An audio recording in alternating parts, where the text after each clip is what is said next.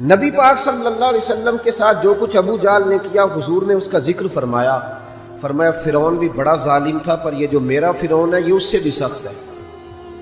فرعون سے سخت کہا ابو جہل کو، لیکن جب اکرمہ بن ابو جہل نے کہا نا میں کلمہ پڑھنا چاہتا ہوں، ناراض نہ ہونا، ہم عزت نہیں دے پا رہے۔ جو 99 خوبیاں ہیں لوگوں کی وہ چھپ جاتی ہیں، پر ایک خامی ساری دنیا دیکھتی ہے۔ یہ ہمارے اندر کی وہ کمزوری ہے جس نے ہمارے علماء اور مشائخ اور بزرگوں تک کو معاشرے کے اندر بدنام کر دیا ہے۔ ہم نے وہ ایک خامی تو دیکھی پر اس شخص کی ساری زندگی کی خوبیاں چھوڑ دی، تیری نظر ایک خامی پہ گئی ہے۔ اس کا مطلب ہے تیرا اس مکھی سے تعلق ہے جو صرف گند پہ بیٹھتی ہے، پھول اسے نظر ہی نہیں آتا۔ ہماری ہر محفل میں جب کوتاہیاں ڈسکس ہوں گی تو پھر دنیا میں اچھا کون بچے گا؟ رسول کریم عزت دینے آئے، سنو اور یاد رکھو، اکرمہ بن ابو جہل کے بیٹے کلمہ پڑھنے آ رہے ہیں۔ میرے کریم رسول حضرت ابو بکر صدیق فرماتے ہیں میں اس دن اتنا رویا کہ میری داڑھی آنسوں سے بھر گئی۔ نبی کریم فرمانے لگے بھائی مجھے خبر ملی ہے کہ اکرمہ کلمہ پڑھنے آ رہا ہے، آؤ ذرا سارے بیٹھو میری بات سنو، حضور حکم کریں۔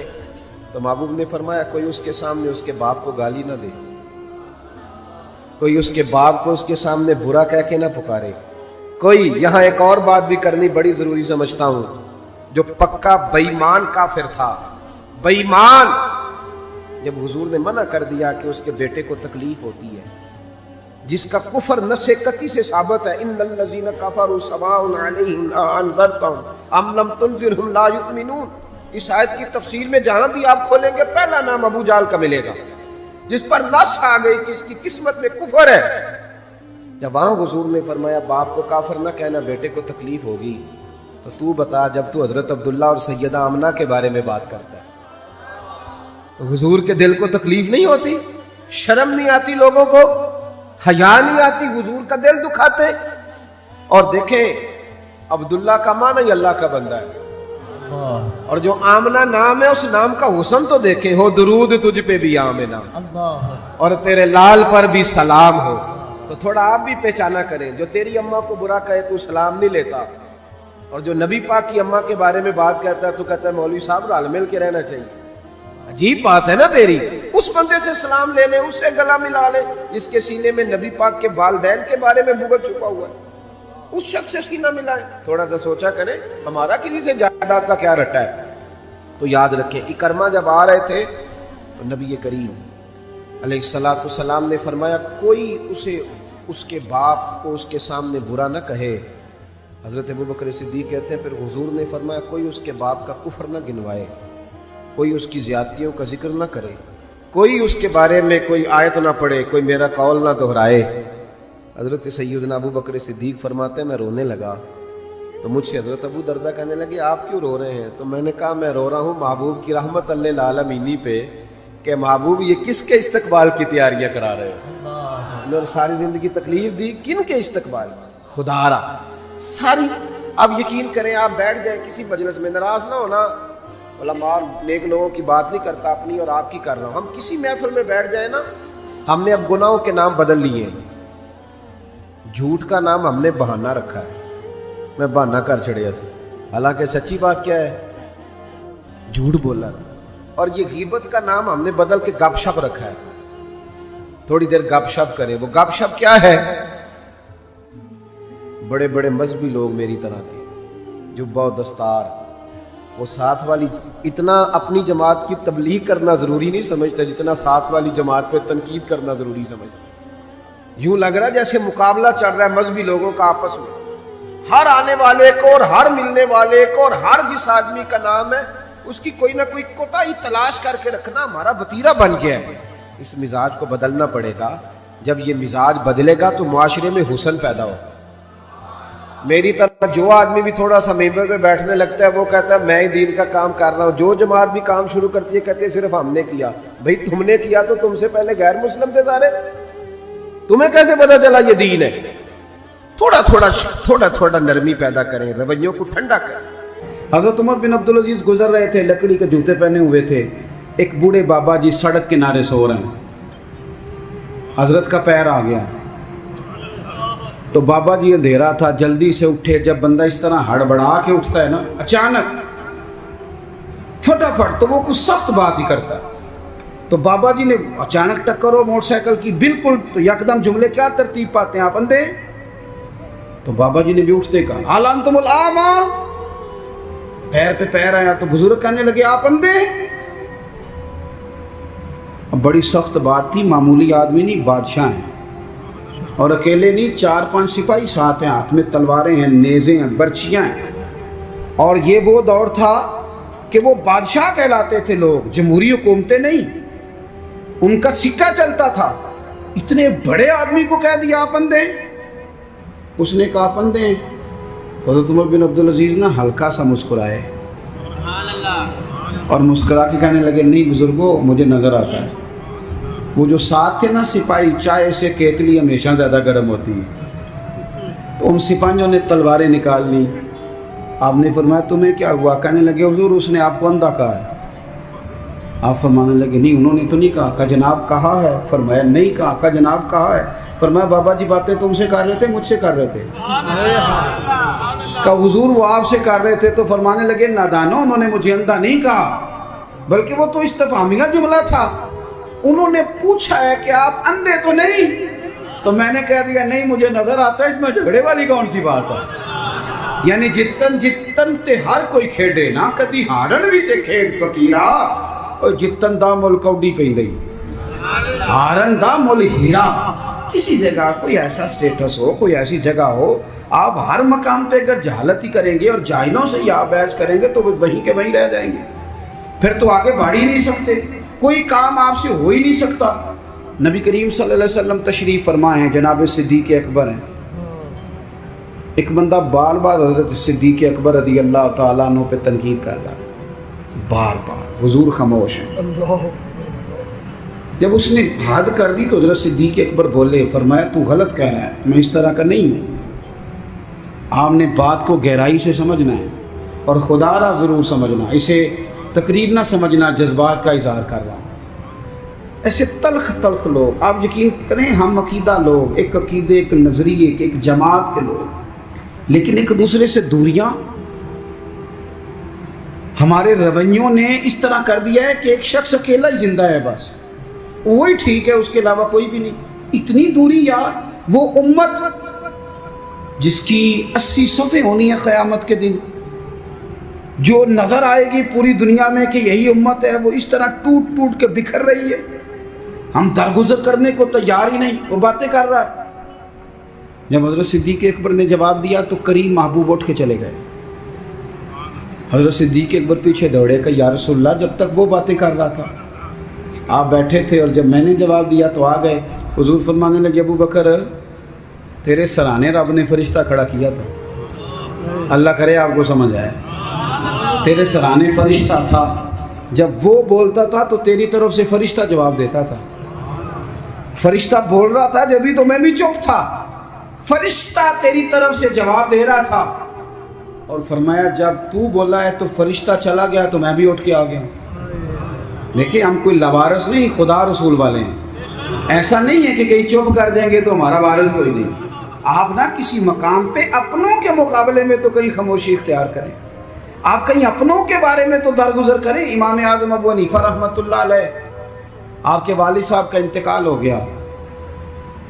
3 دن تعزیت کے لیے بیٹھے، باہر نکلے، چوک میں آئے. ایک بندہ آپ کا حاسد تھا، مخالف تھا، اور سارا علاقہ جانتا تھا کہ آپ کا مخالف ہے. جب آپ باہر نکلے نا تو بہت سارے لوگ تھے چوک میں، وہ بھی سامنے سے آیا. السلام علیکم کے بعد کہنے لگا، توجہ کرنا بات پہ، کہنے لگا ابو حنیفہ سنا ہے آپ کے والد فوت ہو گئے. سب جانتے ہیں مخالف ہے، حاسد ہے، اور حسد کی وجہ سے مخالف ہے، سب کو پتہ ہے. اور حسد بڑی بری چیز ہے. ومن شر حاسد اذا حسد، اس کے شر سے اللہ ہم سب کو محفوظ فرمائے. یہ شریر کام ہوتا ہے. آپ کھڑے ہیں، کہتے سنے تیرے ابا انتقال کر گئے. فرمایا ہاں. کہنے لگا اپنی ماں کا نکاح میرے ساتھ کر دو. یارو کہہ دیتے ہیں لوگ بڑی بڑی باتیں، کبھی دیکھو تو صحیح، بڑا کچھ کہہ، چلو سامنے نہیں تو پیٹھ کے پیچھے کہہ دیتے ہیں. لوگ بڑی بڑی چیزوں پہ طنز کرتے ہیں، ایسا جملہ کستے ہیں کہ وہ انسان کی نیند میں سوراخ کر دیتا ہے، سوتا نہیں انسان۔ اماں کا نکاح میرے ساتھ کر دو، جملہ سخت تھا پر بات تو شرعی تھی نا، غیر شرعی تو نہیں تھی۔ تو امام صاحب کے ساتھ جو شاگرد تھے، عقیدت مند تھے، ارادت مند تھے، انہوں نے تلواریں نیام سے نکالنی، فرمایا چپ کر جاؤ بھائی، ہم کو لوارث ہیں، چپ تو کرو نا یار، کہیں سہنا تو سیکھو، کہیں برداشت تو کرو، کئی کچھ تمہیں لوگ کہیں گے، کس کس کو راضی کرو گے؟ حضرت امام صاحب رحمۃ اللہ علیہ نے ساری ہمت سمیٹی، آنسو جو چمکے تو ان کو بھی دامن میں سمیٹ لیا، ہمت جمع کر کے کہنے لگے میاں تم نے کہا ہے میں اپنی ماں کا نکاح تیرے ساتھ کر لوں تو عدت گزر لینے دے، میں تیرا نام لے کے اماں سے بات کروں گا، اگر وہ تیرے ساتھ نکاح کرنا چاہے تو مجھے اعتراض کوئی نہیں۔ اوئے ہوئے ہوئے، دل دریا سمندروں ہی ڈونگے، کون دلاں دیاں جانے، دل تو ٹوٹ گیا نا، بکھر کیا دیتے ہیں یار۔ کئی دفعہ جس نے 40 سال بھی قرآن پڑھایا ہو، مسجد نے ڈیوٹی کی ہو، اس شخص کو بھی کئی دفعہ لوگ مسجد کے دروازے پہ کھڑے کر کے بات کر دیتے، بڑی تکلیف ہوتی، بڑی تکلیف ہوتی ہے بعض اوقات۔ بڑے بڑے لوگوں کو لوگ کیا گزرتے ہیں۔ حضرت امام صاحب فرمانے لگے عدت بیت لینے دے، تیرا نام لے کے بات کروں گا، تیرے ساتھ نکاح کرنا چاہے تو مجھے اعتراض کوئی نہیں۔ یہ کہہ کے اپنے دوستوں کے بازو تھامے اگلے چوک میں گئے، وہ بندہ دھڑام سے زمین پہ گرا، اعتراض دھڑام سے گرا، روئی پرواز کر گئی۔ لوگ کہنے لگے حضور اسے کیا ہوا؟ آپ فرمانے لگے اس نے سمجھا تھا میں لوارث ہوں، اسے کچھ بھی نہیں ہوا، ابو حنیفہ کے صبر نے اس کی جان لے لی، میرے صبر نے جان لے لی۔ تیرا صبر کئی دفعہ جان لے لے گا، تیرا صبر، تیرا حوصلہ، تیری دلیری، آپ اپنی زندگی میں یہ کریں نا بھائی۔ کیا ماجرا ہے؟ ہم ہر وقت جو ہے کسی جگہ بھی عاجزی نہیں دکھاتے، کسی مقام کہیں مان جایا کریں چپ کر۔ امام زین العابدین، ایسے ہی بات پہ بات یاد آ گئی، زیادہ باتیں نہیں کرنی، بس سمیٹنے لگا ہوں۔ امام زین العابدین مسجد نبوی سے نکلے، جس مسجد کی اصل وارث امام زین العابدین، مسجد شریفہ سے نکلے تو ایک بندہ پیچھے ہو لیا، بادشاہ نے پیسے دیے، معاذ اللہ وہ امام صاحب کو برا بھلا کہہ رہا ہے۔ یہ مزہ ہے، کبھی اسے لے کے تو دیکھیں، یہ بھی ایک مزہ ہے، یہ بھی ایک سرور ہے کہ آپ کو برا کہے آپ برداشت کر رہے ہیں، لیکن شرط یہ ہے کہ آپ مخلص ہوں۔ قرآن کہتا ہے یجاہدون فی سبیل اللہ ولا یخافون لومۃ لائم ذالک فضل اللہ۔